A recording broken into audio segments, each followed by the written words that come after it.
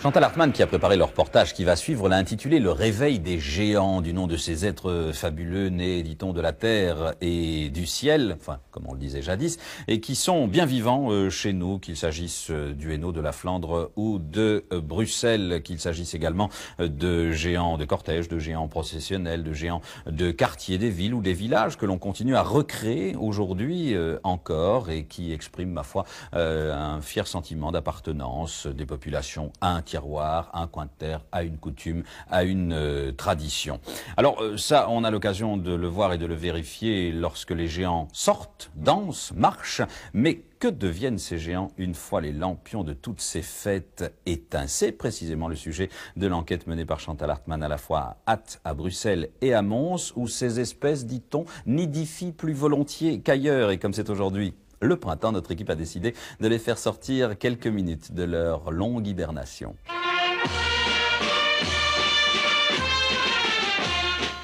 Ath, la cité des géants.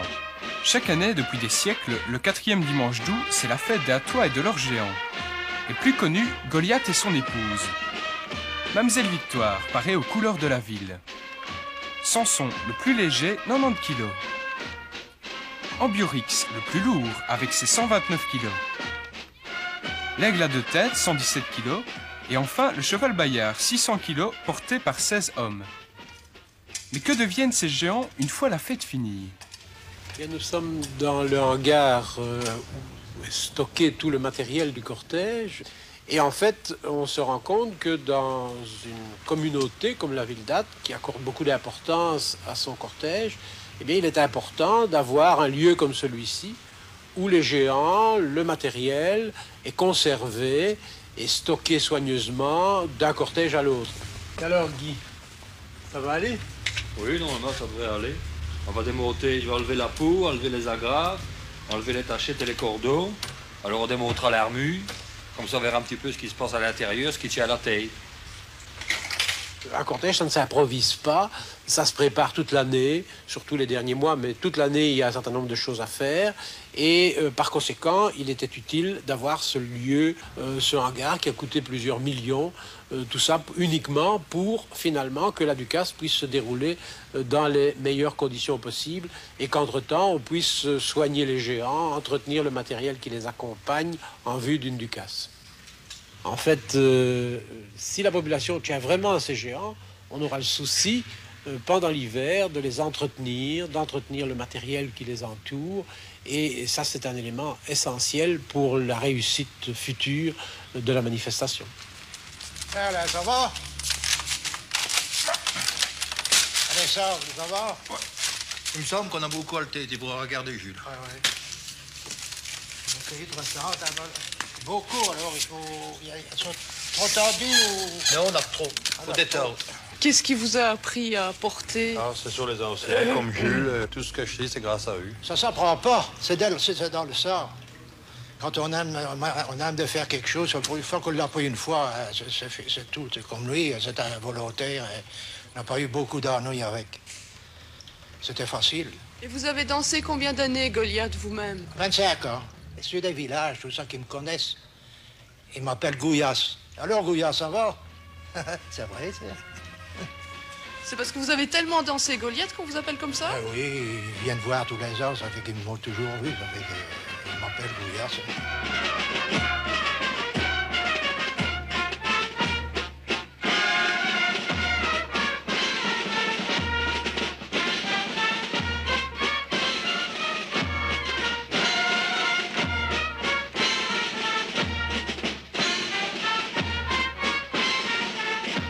Si cette valse légendaire vous donne des fourmis dans les jambes, allez voir danser ce couple magique. Ath fêtera sa Ducasse les 22 et 23 août. Pour tout renseignement, contactez le bureau du tourisme au 068 28 01 41. Bruxelles. Au pied du palais de justice, le quartier des Marolles, où le peintre Pierre Bruegel y puisait l'inspiration. Rue Haute. Épine dorsale du quartier, où des commerçants et des artisans ont fait bon ménage pour mettre en valeur les lieux, tout en partageant une même passion, celle du folklore bruxellois.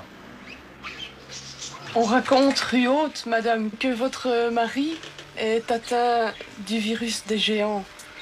Qu'est-ce que c'est que ce virus? Eh bien, c'est de s'occuper plus de ses géants que de son magasin, que de sa famille. C'est un petit peu comme si c'était ses enfants, quoi. Il s'en occupe tout le temps, à certaines périodes. Bon, nous, on ne compte plus. Il aime tellement ça, il s'occupe tellement de ses fêtes et de tous ces géants que, bon, nous, on est en deuxième position.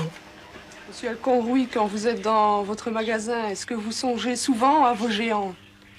Ben, ça serait difficile de faire autrement.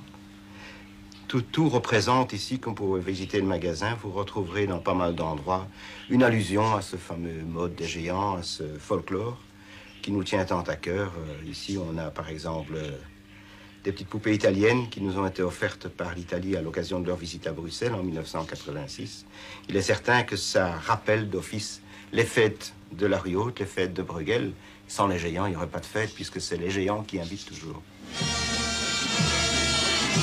Comme en 1985 toujours, lors des fêtes de Ropalia Espagne, les géants de la rue Haute accueillèrent en fanfare leurs 22 cousins venus des différentes provinces d'Espagne.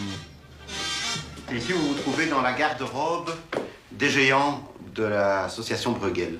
Vous avez ici 7 ensembles de vêtements qui représentent l'ensemble principal de nos géants.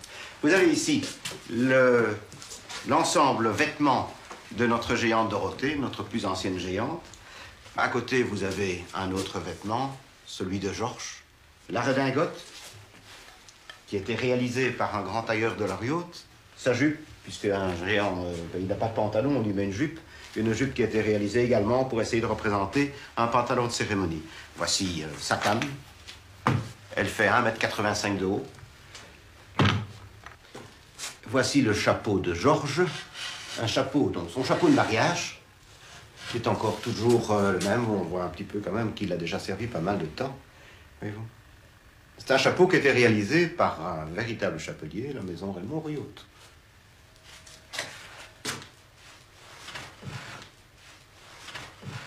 Voici la montre de Georges, qui est également une montre avec une belle histoire, car c'est une association des échoppiers du Vieux Marché qui, un jour de visite, a absolument voulu être présent dans les géants, être intégré dans cette grande famille, et qui ont offert la montre de Gousset, la montre du géant Georges.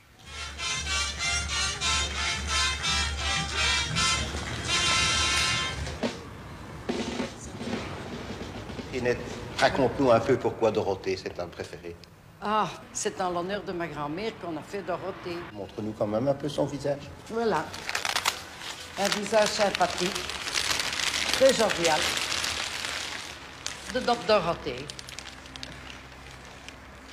Son visage exprime bien ce qu'elle était.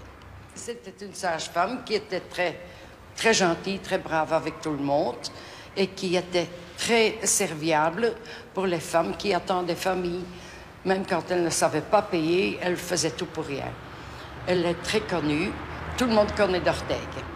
Donc Trinette devient d'accord. Dorothée, c'est vraiment la maman du folklore de la rue Haute. Certainement. Si vous voulez voir d'Orteig avec Georges son époux, tous deux entourés de leurs nombreuses descendances, rendez-vous vous est donné le 18 et 19 septembre à l'occasion des fêtes de Bruegel qui, cette année, auront pour thème la Galicie et les chemins de Saint-Jacques. Renseignements au 02 512 19 00. Mons, quartier de Messine, dimanche 15 mars.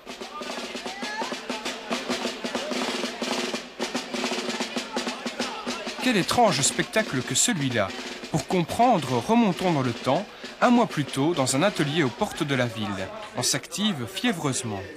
Et alors, 65 cm à l'arrière. En partant du premier piquet. Voilà, ici, nous avons 80. Attends,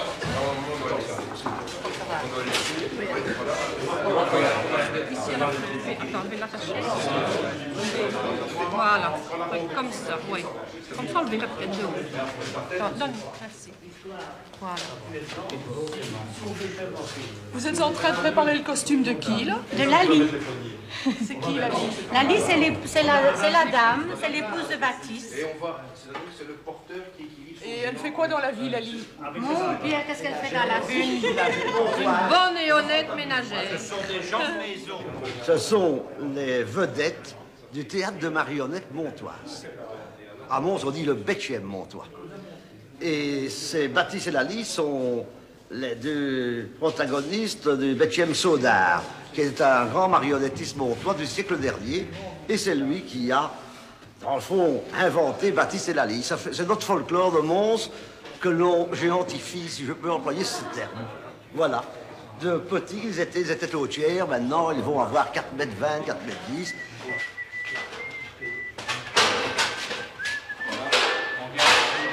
La casse de Messine part au départ d'un pèlerinage.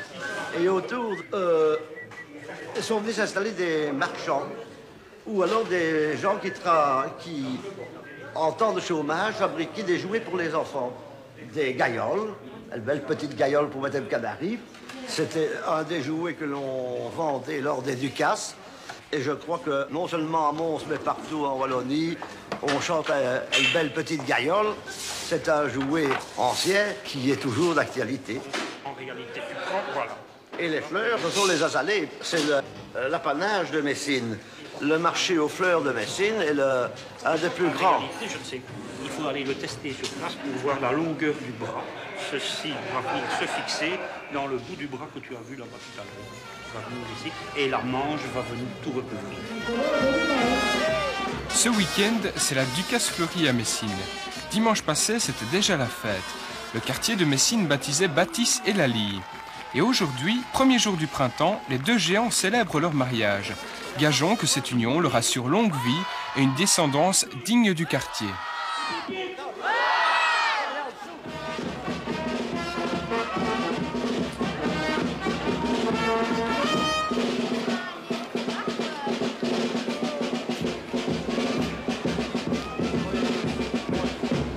Si les géants dates en particulier vous intéressent, eh bien je ne saurais trop vous renvoyer à la cassette que viennent de leur consacrer deux jeunes à toi, Pascal Dauvillé et Xavier Moulignot. La Ducasse date une fête comme il n'y en a guère, que c'est bien vrai. Un long reportage qui dure 2 heures, le prix de cette cassette 1200 francs que l'on peut se procurer auprès des productions Proétéus, Chaussée de Mons. À hâte, si vous n'avez pas noté les références, faites-nous signe à Télétourisme. Nous ferons un plaisir de vous aider et d'aider en même temps ces deux jeunes réalisateurs de chez nous attachés à leur terroir, un terroir qui bourgeonne puisque c'est aujourd'hui, je vous le rappelle, le printemps. J'espère que c'est le printemps aussi dans votre cœur, dans votre tête et dans votre morale. C'est tout le mal que je vous souhaite décidément.